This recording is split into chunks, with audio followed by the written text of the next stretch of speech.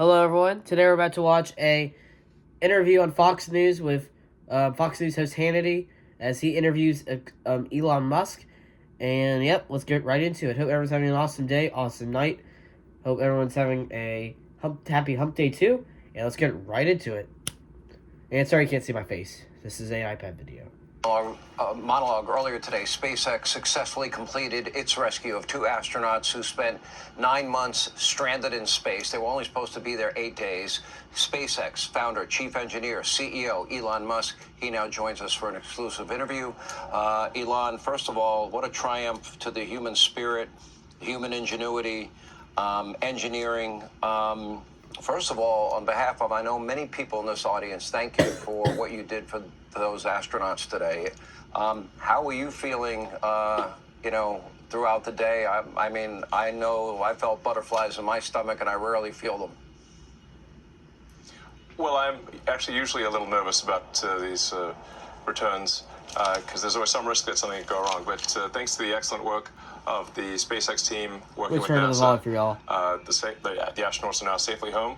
And so congratulations to the SpaceX NASA teams on excellent work and a huge note of appreciation to President Trump for prioritizing and expediting their return. You have been... Because you all know everyone. Here's the thing about this space trip. They were there. They were supposed to be there for 8 days. They were there for 9 months. It's absolutely ridiculous. And it's crazy to me. Elon Musk wanted them to bring them down. Guess he did not want to bring them down. It's Joe Biden. Joe Biden of all people. He did not want to put these people down. But thanks to Elon Musk and Donald Trump, these people are safe in America again. They're back to normal. They're back to their normal Earth lives. They don't have to be stuck in space for no reason again. I don't know what the mission was, but Biden did not let them come down, and it's evil. They're supposed to be there for 8 days. They're there for 9 months, and it's sickening. Anyway, Elon Musk, great work. Continue. Chief engineer of SpaceX and remain the chief engineer of SpaceX. It is the first private company to ever make it to orbit. Walk us through the beginnings of that. It is not, it's something that nobody else has been able to accomplish. Well, it's quite a long story. And there are some books that have been written about it. But in the beginning, we didn't actually know anything about rockets. So our first 3 missions failed, actually, of our Falcon 1 rocket. And we almost ran out of money and just barely made it with the 4th launch. If the 4th launch of Falcon 1 had not succeeded, we would have failed as a company. So we just barely made it. So I have to say that I was not a very good chief engineer in the beginning, but I did learn over time. And I think we've gotten, at this point, to where the vehicle is very reliable. And we are going to be able to take astronauts to Mars. In fact, we want to take anyone who goes to Mars and ultimately build a self-sustaining civilization on Mars. That is the long-term goal of the company. Make life multi-planetary. I mean, that is a very bold vision. How long do you think that might take SpaceX to be able to accomplish? I think we could do it in 20 to 30 years. Mm-hmm. So really, a lifetime. I should say, if God blesses me with a longer life than I deserve, right? I could always hope. I would love to be able to see that. That would be amazing. I happen to have a telescope, and I love to look at the stars in the sky and the planets, and I am amazed at the majesty of all of creation and the idea that we even look at the moon and we can go there and come back, or a space station, or you launching the hundreds of satellites you have. I want to ask you this question, if I may, and it's, every aspect of this rescue had challenges and danger. The launch, we start there. Then the rocket landing. I mean, we showed. I couldn't believe you were able to land the rocket that fell off perfectly where you wanted it to land. The docking video when they actually connected and got onto the space station. Then the taking off earlier today was a 17-hour trip, leading to the splashdown that all of America watched today. Every single aspect of that has danger and complications. Walk us through the dangers of each phase. Well, on the ascent phase, there's always some chance that either the first or second stage will blow up. In fact, I find it's actually remarkable when you see a rocket. I mean, when I see the rocket, I see a list of all the things that are wrong, all of the ways that it could go wrong and potentially fail. So you could have a first stage failure, a second stage failure, a stage separation failure. The Dragon could fail to separate from the rocket. The trunk could fail to separate from Dragon. There could be a sort of an engine failure on the spacecraft itself. When it's coming back, it's coming in so fast, it's a blazing meteor. And if anything happens to the heat shield, the whole craft is going to disintegrate. So it's remarkable that humans can actually go all the way to orbit and come back from orbit, given the immense amounts of energy that is required. Just saying, guys, I am not a space expert, so don't quote me on anything. Continue. To get to orbit and the amount of energy that must be dissipated upon return. And then the parachutes have to open, that all has to work. Now, long term, we're going to be doing, not long term, this year, in fact, we're launching the Starship rocket, which I recommend maybe doing a piece on, because that is truly a revolutionary rocket. Starship is the first rocket that has the potential to make life multiplanetary, to make us a multi-planet civilization for the first time in the history of Earth. And that's truly profound.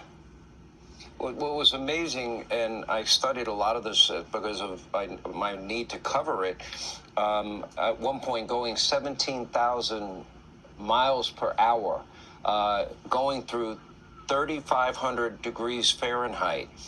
You have this thermal protection system. Now, we do know that the Boeing Starliner, we know that it had problems. So these problems that you talk about, we can't take them for granted or get complacent. Explain how you get up to 17,000 miles per hour. How do you withstand 3,500 degrees Fahrenheit and the thermal protection system that protects that capsule? And then the launch, obviously, of the parachutes, which were critical to slow it down for its splashdown. Perhaps we should do a longer segment, because I'd be happy to explain it in detail. I'll do the 2-minute version here. Yeah. Okay. The Falcon 9 rocket takes off with 1.7 million pounds of thrust. So you can imagine something that has enough thrust to lift an office building off its foundations, and it gets to orbit. It gets to roughly 17,000 miles an hour in 9 minutes. So from 0 to 17,000 miles an hour in 9 minutes. And then it's just, when it comes back, you've got that heat shield that's got to dissipate that energy. Like I said, you're coming in like a blazing meteor, and hardly anything can survive that heat. And if the heat shield fails, you just get vaporized immediately. So it's we're really testing the very edge of human ability here, the very edge of material science. And it's kind of amazing that humans can do this at all. Hopefully for people out there, this is a moment of optimism about the future, a moment of excitement about the future, and it portends great things for America and humanity in space. I'm only going to ask you one political question, just for clarification purposes only. I don't think this should really be a political night. I think this is, right, a moment where the country should celebrate the fact that you were able to rescue them, that it happened successfully in spite of the difficulty, the challenges, and the danger. But I just want to clarify on the issue of whether or not you had offered to send this rocket to space to rescue these astronauts sooner to Joe Biden and Kamala Harris. I heard somebody earlier today say, in fact, that didn't happen, when I believe it did. No, we definitely offered to return the astronauts earlier. There's no question about that. The astronauts were only supposed to be there for 8 days, and they've been there for almost 10 months. So obviously that doesn't make any sense. SpaceX could have brought the astronauts back after a few months at most, and we made that offer to the Biden administration. It was rejected for political reasons, and that's just a fact. Yeah. Look at that, guys. Elon Musk says that. That's not my words. It's Elon Musk's words. Biden rejected the offer for political reasons. It's sick. It's wrong. Those humans should never... They should have only been up there for 8 days, not for 10 months or 9 months. Continue. You know, I followed this from the very beginning. Did America and the world make a mistake by slowing down, going to the moon and to other planets? Was that a mistake on our part? I mean, don't we have so many scientific and innovative breakthroughs every time we go? Well, I think we'll have tremendous breakthroughs if we, well, when we establish a city or a base and then a city on Mars, because we'll have to overcome so many challenges that it'll serve as a forcing function for the development of new technologies that will have tremendous benefits to people on Earth. Let's talk a little bit, if we can, about the health issues that the astronauts will face. They only trained for an 8-day mission, but there are certainly things involved with returning to gravity, adjusting to gravity, nauseousness, but then it gets a little bit more serious, a variety of other health problems. Bones become about 1% less dense for every month that they are in space. That could lead to issues like osteoporosis or bone fracture, etc. Astronauts grow in space because the spinal column expands. There was one astronaut, Scott Kelly, he became 2 inches taller, and others then, when it contracts when you come back, then they have some back issues. They have vision issues because fluids in the eye shift upward to the head. You can explain baby feet if you want. They will have some significant health issues that they're going to be facing, but they'll be okay. Yeah, the normal amount of time that astronauts are supposed to be in zero G is about 3 months, and then really at the most about 6 months. That's sort of the normal rotation, and they were up there for almost 10 months. So that's really going beyond what is healthy or good. So it's a good thing that thanks to the support of President Trump, we hope to bring them back, because really things get just a lot worse if they stay in zero G for, past a year or more. You know, what you were able to accomplish today really is just fascinates me. I'm interested in every aspect of it. I think it was pretty public that I bought one of your Teslas. I don't like the way that people, and by the way, it's like the greatest car ever invented. It really is, and I'm not just saying that. It's self-driving. It's got 1,000 horsepower. It goes from 0 to 60 in 0.2 seconds. It's 2 the seconds. most American. 2 seconds. Okay. 2 seconds. Yeah. No, I'm sorry, not 0. Yeah. It goes in 0 to 60 in 2.0 seconds. At that point, I think it would kill you basically if it went that fast. It would kill. That's true. But it's pretty fast. That's for sure. It's faster than any Ferrari, for example. Yeah. No, I watched it beat my Z06. I'm like, I thought that was the greatest muscle car. No, it's not. I watched the S-Plaid beat it. You're into robotics, AI. You are working with Neuralink so the blind can see and people with spinal cord injuries may one day walk. You help people in North Carolina. You help people in California when they have no communications. And I watch all of this, and I have to ask, why? Why do I see people like I woke up this morning and saw that Teslas were put ablaze in one of your dealerships in Vegas? I've seen this happen all over the country. Bullets are being fired. Charging stations are put ablaze. Teslas are being put ablaze. You have experienced assassination, threats of assassination for you and your family. This is evil, guys. The Democrats have been burning down Teslas, and it's absolutely sickening. Let's remember, guys, the media loved Elon Musk just a couple of years ago. Back in 2020, when Elon Musk voted for Joe Biden. Let's not forget, in 2020, Elon Musk was a Democrat. He voted for Joe Biden. He believes in just electric cars, which I think is stupid. But it's just sickening to me why Democrats would burn down Teslas. And it's evil. It's wrong. It's not okay. And let's continue the clip here. You've done that warrants this? Because I see nothing that you have done except help our country. Yeah, I mean, it's really come as quite a shock to me that there is this level of really hatred and violence from the left. I always thought the left, or Democrats, were supposed to be the party of empathy, the party of caring, and yet they're burning down cars, they're firebombing dealerships, they're firing bullets into dealerships, they're just, They used to love him. Continue. smashing up Teslas. Tesla is a peaceful company. We've never done anything harmful. I've never done anything harmful. I've only done productive things. So I think we just have a deranged. There's some kind of mental illness thing going on here, because this doesn't make any sense. Yeah, And I think there are larger forces at work as well. I mean, I don't know who's funding it and who's coordinating it, because this is crazy. I've never seen anything like this. You actually tweeted out, and I'll put it on the screen, the level of violence is insane. It is deeply wrong. Tesla just makes electric cars and has done nothing to deserve these evil attacks. You just rescued 2 astronauts that have been in space for 286 days. They were only supposed to be there 8. You help the people in North Carolina, Tennessee, California.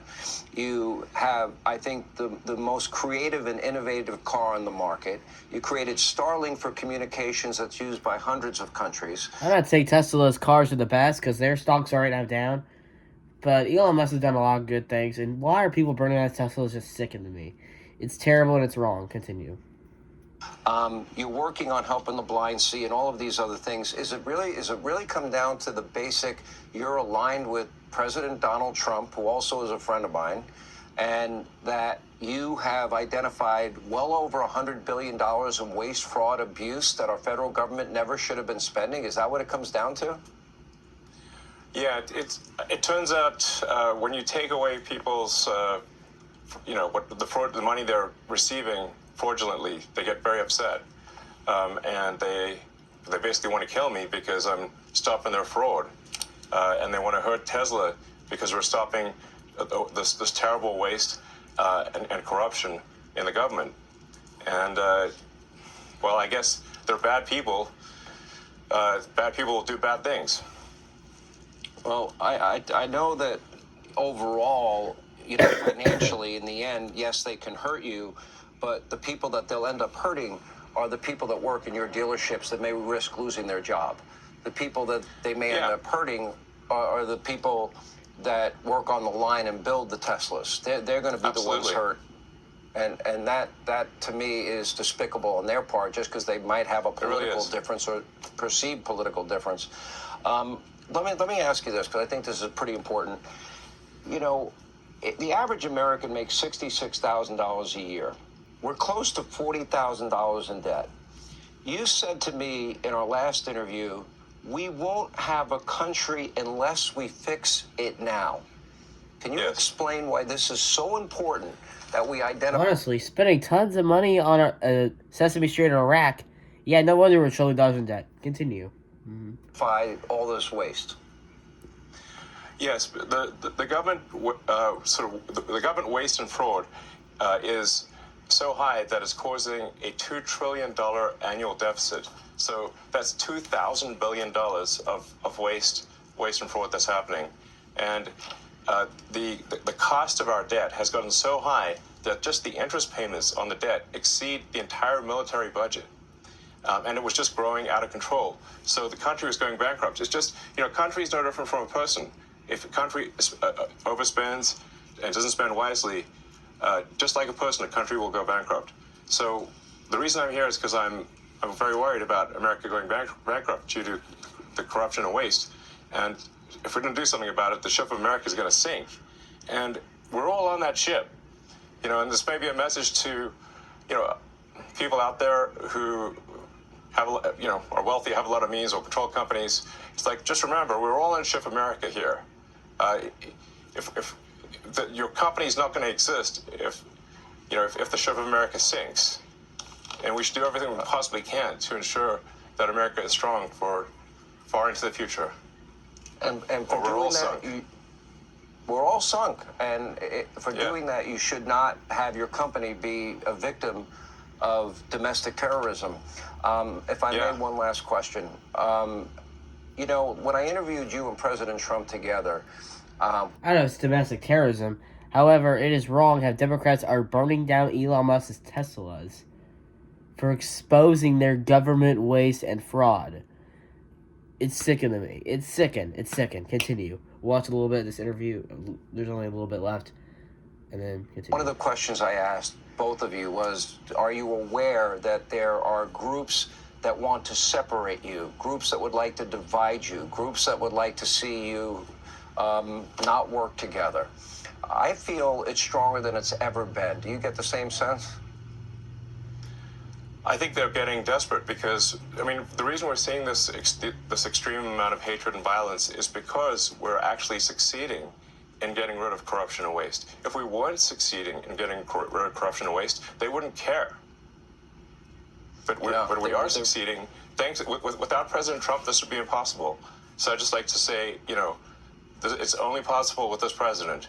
And we've got this narrow window of opportunity with a House, Senate, and you know, a popular vote, and really we're just implementing the will of the people. And we've got this window where we can finally take corrective action. We can fix the government, fix the country, and create a great future. And again, that's only possible because of President Trump. Well, I can't say enough good things about him. I'm kind of supportive too. I'm pretty well known for my support of him. Yeah. As you might know, but well, for good reason, and for all the reasons you're saying. Elon Musk did not like Trump a couple years ago. He's a big Trump supporter now because of this Doge, and because Trump got shot in Butler, Pennsylvania on July 13th. That's Elon Musk endorsed Trump, and we'd love to see it. Thank you, Elon Musk, for this message. I want to save our country. We can't rob from our kids and grandkids, and we can't put all that debt on them. And you're right, none of us will have any business opportunities because there won't be any money, there won't be any freedom, there won't be an economy. Thank you for what you did today. I know I speak for a lot of people when I say that. And on the other side of it, you know, your company being a victim of domestic terrorism, you know, I can't say that I'm sorry enough. We need to get these people that are responsible for this, and you should not have to live through that. Your workers should not have to live through that. Your company and this country should not have to live through that. And I hope we get to the bottom of it. Thank you. And by the way, I'm excited about my S-Plaid. It's the best car I've ever driven, it's a great car. It's what I drive actually every day. It's a great car. Is that right? I mean, I kind of made the car that I wanted to drive, so that's why I like it. And yeah, that's. Well, really, I've got mine on hanity.com. People is. can go take a look. We appreciate you being with us. Elon Musk, thank you, and congratulations, and thank you. Hey, Sean Hannity here. Hey, click here to subscribe. So that was the video, ladies. Let me take the camera. Let me turn on the lights, too. So, if you could see me, that was Elon Musk's interview with Donald Trump. I mean, not Donald Trump. Elon Musk's interview with Hannity, Fox News host Hannity. And that will wrap up today's video. That was a good interview. I liked it. Good interview by Hannity. Elon Musk did really well. And, yeah, that's about it. Remember, the media loved Elon Musk a couple years ago, but they hate him now. Elon Musk is the worst now. It's crazy. Guys, don't fall. Don't watch MSNBC. It's all trash. I'll see you in the next one. Bye-bye. Happy hump day. Hope everyone's having an awesome spring break. See you in the next one. Peace.